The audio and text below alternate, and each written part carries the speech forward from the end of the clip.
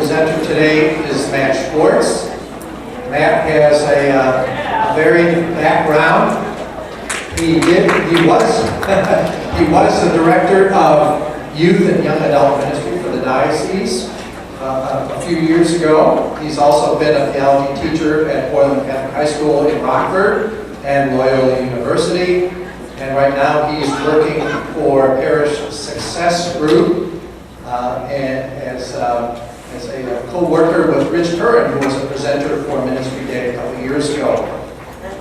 So those of you who know Matt, he's taught our ministry formation program. He teaches in our diaconate formation program as well for the diocese. So he's a known commodity. And if you know him, you know that he is creative, he's witty and clever and funny, and has a great vision of church. All right. That speaks to people of all ages. And he's not afraid to tell me what to do. So here's Matt Schwartz.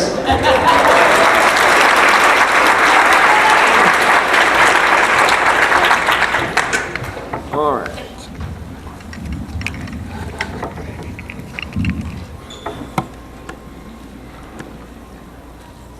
Okay, how is everybody doing? John sort of stole all my thunder. These are all pictures up here so I wouldn't forget some of the story of my life, which I'll give you in 30 seconds. So my home parish is Our Lady of Good Counsel in Aurora. That's where I grew up. I was married at St. Rita of Cascia in Aurora. My home parish now is Holy Family in Rockford. And let's see. Oh, I went to Aurora Central, taught at Boylan. You brought a staff? Oh, graduates. Oh, okay. And so I went to college, blah, blah, blah. One of the cool things I'm in is doing what's called the National Dialogue of Youth and Young Adults, sponsored by the U.S. bishops. And Rich and I in Parish Success Group are a part of that. And it works up to the Synod in Rome, which is next year. I don't know exactly when it is, but we're sort of part of the committee arm of the USCCB that's doing this all. So I also have, these are my people. My kids are, my daughter Lucy is almost 15, my son Michael is 12, and I have Dominic, who is 11. They're 13 months apart. I don't encourage that. And that's my lovely wife there on the left with me. She's also over in the corner. Oh, that didn't sound good. She's over there passing stuff out. So I also wanted to capture their personalities, and this is kind of what it's like for those people. And then I also got one for my wife and I. That's a normal photo. Okay. Today I'm going to be talking about millennials, okay, of which I am not one of them. So I'm talking about them behind their backs.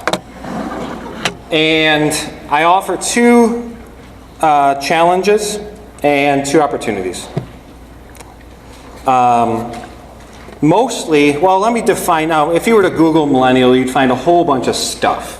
Okay? Bottom line, right now in 2017, most millennials approximately now are between the ages of 20 and 35. Right now. Now there's another group after that called the post-millennials. We haven't named them yet because we just don't know them yet. But we will. In a few years you'll have another generation Y or Z or whatever it might be. So that's for people like Mike C's like to figure out. So millennials have could range from a college student to a parent with 5 kids and anywhere in between. So the question is, how do you engage millennials? And the answer is, I haven't the first clue. But I do, and I'm not going to, my talk isn't about millennials, like who are they, and the way they play with gadgets, and the fact that they don't know what a New Holland record player is. And I'm not going to do any of that stuff. Rather, I'm going to talk about how we as church respond to millennials. So my first challenge is, I was thinking, what in the world is he doing? This is the place where I grew up. And the address, if you were to Google it, on Google Earth, this is from Google Earth, the address is, you don't have to write this down, is 1333 Park Drive, Montgomery, Illinois. Montgomery, it's part of this diocese. I know you don't know that. Montgomery, Illinois, 60538. So even if you put it into Google Earth now, it takes you to a place that doesn't exist anymore. So in other words, what we do as church, I'm convinced that we don't have a theology problem. We don't have a ecclesial problem. We don't have a culture or Catholic identity problem. What we really have is a method and structure issue on how to work with millennials, or anybody, really. Too often we offer programmatic solutions to structural problems. Therefore, if we only did this, they would respond the way that we want them to respond. Now that works very well if you're a parent with children. Well, not always, but it doesn't work well with what are called Catholics. Because for the most part, Catholics are used to the program events to solve problems. It covers a dysfunction which is already within the staff itself. For example, if mass attendance is up, that can mask deficiency in ministry. Same thing with schools. If school enrollment is up, it can mask lots of different things. Okay?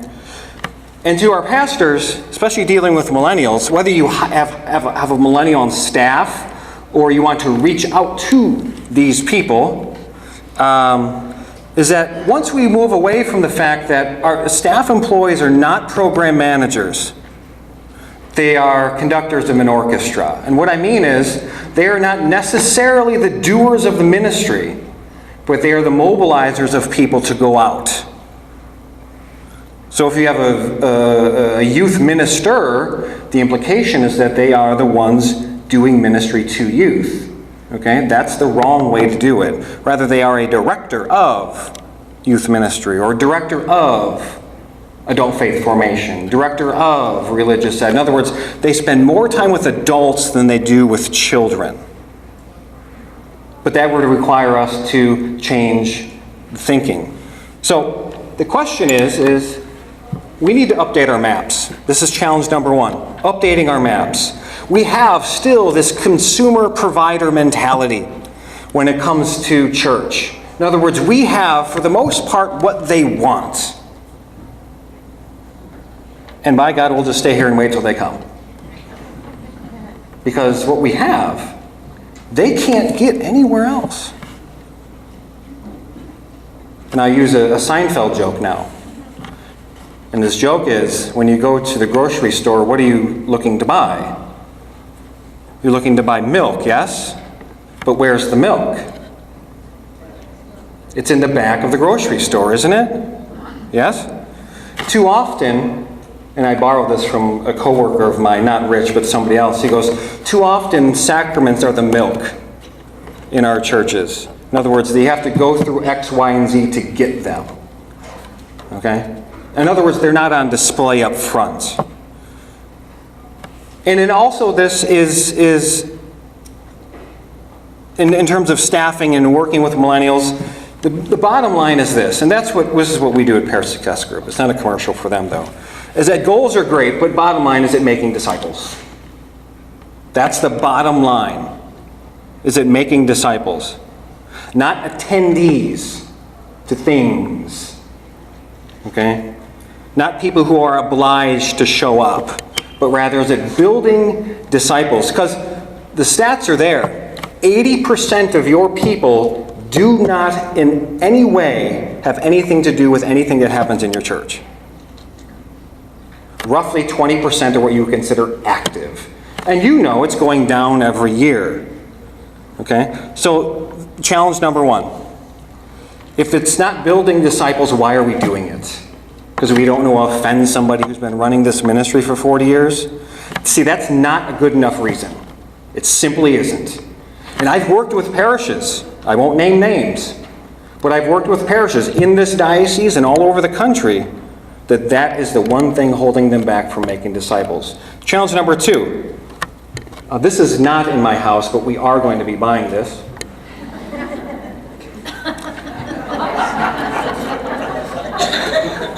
My question is, too often we view millennials as if they are the other. They do this. They are like this. Oh, I need to go back one. Sherry, got me?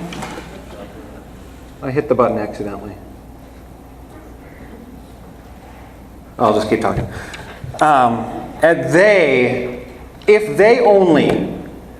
if those parents only, if those millennials only, well, I'll tell you what, the reality is that some of those millennials, and some of them are parents, you know that, sometimes the best they can do is drop their kid off at Artie that week. That's the best. Why? Because their child's with their dad the next week. That's the reason why. Well, why don't they come? They're only here every other week. That's because they're divorced. That's reality. So if we think that millennials are the other, then my question is, what is the norm? Am I the norm? I've been married for 19 years. I have 3 kids. They go to a Catholic school. My wife and I are involved in things that are all churchy. Am I normal? I don't feel normal. And for those of you that are churchy people, well then I guess all of you are the normal ones. But we talk about, and Father and Tara talked about this as well, is that if all of those people are considered on the fringe or the outside or the marginalized, let me say it a different way. If we look at the fact that we want to make disciples in parishes, what's the definition of a mature adult disciple? And we have to be comfortable with the fact that it may not be the person who goes to Mass every Sunday. I'll get back to that in a second. So, my next slide is entry points. And it was don't worry, that's fine.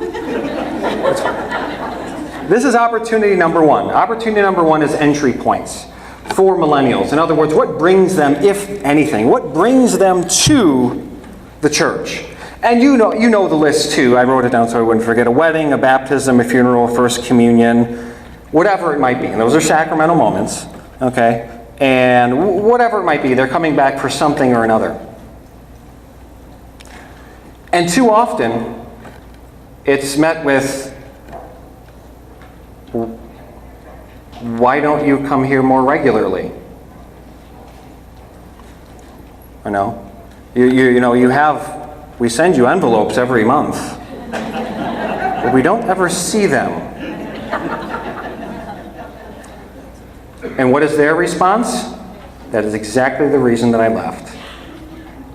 That's it. Because they're not interested in attendance and obligation. They are interested in authenticity and discipleship. Unfortunately for them, the churches would be the last place that you would go and find that. Now, I repeat what I hear when I'm out and about, causing trouble. But that's the reality.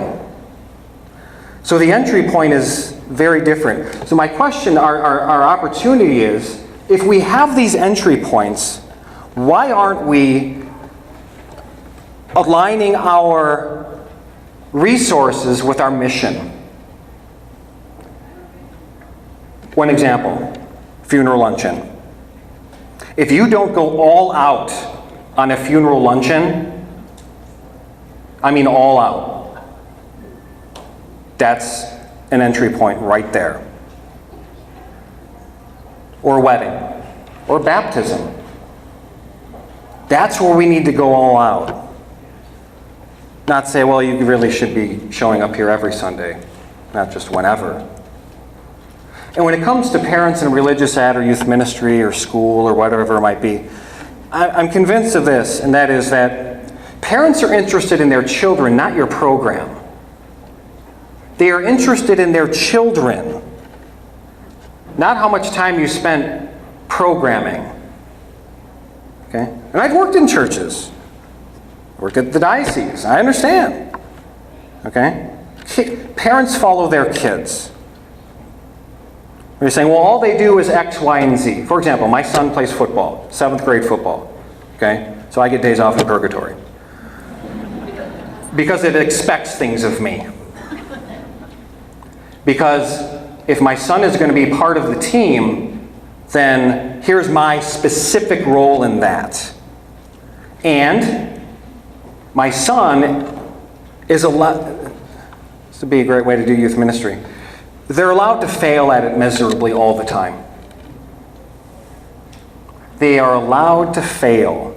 How often do we allow failure when it comes to things churchy? We don't need necessarily more catechesis. And this is coming from a teacher. What we do need more of, though, is socialization Catholicism. In other words, the smells and the bells. In other words, we welcome them wherever they are through socialization. Actually, Bishop talked about that this morning. Remember when he said the comment about his religious education basically affirmed everything that was surrounding him? Remember that? Okay. That's a fancy term for a homogeneous community which communicates identity, blah, blah, blah. But the reality is that our parishes simply do not operate like that anymore. But our programs and our structures operate like that's exactly how it is. And I hope that I'm saying something that you thought of before. For example, I did not grow up in a homogeneous Catholic community. For me, school and parish were just things that we did. Things that we did. Okay? But I didn't go there for socialization. I didn't go there to find my spouse. I didn't go there to drink. Okay? Yes, there was a time when parishes had bars. Okay? And why were they there? So you can meet your spouse there and get married. Right?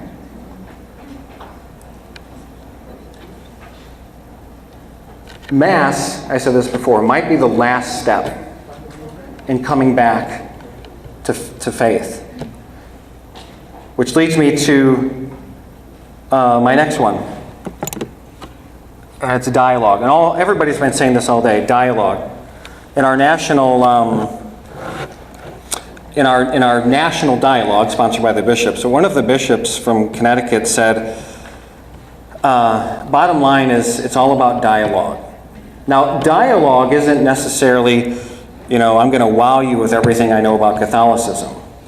And I'll sort of beat this into you, like a wrestling hold. Bottom line is that millennials have a PhD in their life, not in theology. They have a PhD in their life. They know their life story. And they know exactly and can theologically process, although they wouldn't use that term, they can process where God is working in their life. Why? Because a lot of them have grown up Catholic apart from the church. Let me say that again. They've grown up Catholic apart from the church. They have a Catholic mindset. It just isn't lived out within church. That's the spiritual but not religious. Those people. Well, those people are the people you're exactly trying to reach. And those who are interested in evangelization, I want to say this correctly, is that those who are interested in evangelization to, whether it be millennials, people on the fringe, on margins, whatever it might be, I've come to realize that those people who do evangelization like doing evangelization a lot, but they don't like the messiness of the people they come across. That's just a little bit too much. We'll leave that for the younger people with more energy. We just like being on the evangelization committee. But here's the thing, They're all really, really great people who have lots of really great ideas. But the bottom line is that it's messy. It's messy, and I made a list of the messiness so I wouldn't forget. People who are dealing with addictions, abuse, unemployment, the working poor, people that don't have a car, people who have foreclosures, people who have no gas or electric, people who have a mom who has cancer, special needs, divorced, single parents, single moms, single dads. Those people are in your communities. And you know who they are. And if you don't know who they are, you desperately need to find out who they are. Not through a committee or a program, okay? But as a staff saying, what are we going to do about this? And how are we going to welcome these people into our community? And be serious about it, not like Father said, token. And be serious about it. Because that's serious stuff. The people who you would consider fringe, marginalized, or other, here's the thing. You have them in your families. And my question to you is, how are they treated in your families? You know, she's single and 30. I don't think she's ever going to get married. Let's find her somebody. Yeah, she's other. And here's the thing, she knows it. That's why she doesn't come to your family reunions. That's why she doesn't go to church either. That's the reality. My last thought. The Christian life, specifically the Catholic Christian life, is the living of the Paschal mystery. There can be no Easter without Good Friday. It simply doesn't work that way. Some of our people, our millennials, are living in a Good Friday moment right now, which could last 3 days or 30 years, but they're living in a Good Friday moment. As staffs, we might be living in Good Friday moments. And something needs to be put to death, ultimately to rise. You can't have Easter without Good Friday. Simultaneously, Good Friday is meaningless without Easter. They go together. It's both and. See, that's the beauty about Catholicism. It's sin and grace. Okay? It's catechesis and evangelization. It's not one or the other. It's always both and. And when we come, when the millennials come, or more importantly, we go to them, I think the biggest thing we can do is, how do you make the Paschal mystery, death and resurrection, incarnate in their lives? Why? Because they know their lives. They have a PhD in it. Okay? So when we go out, or they come to us, okay, what we're doing is simply living what we have, and that is the body of Christ. That's authentic. That's transparent. That'll work. And I see John McGrath standing over there, ready to give me the hook. So anyway, thank you.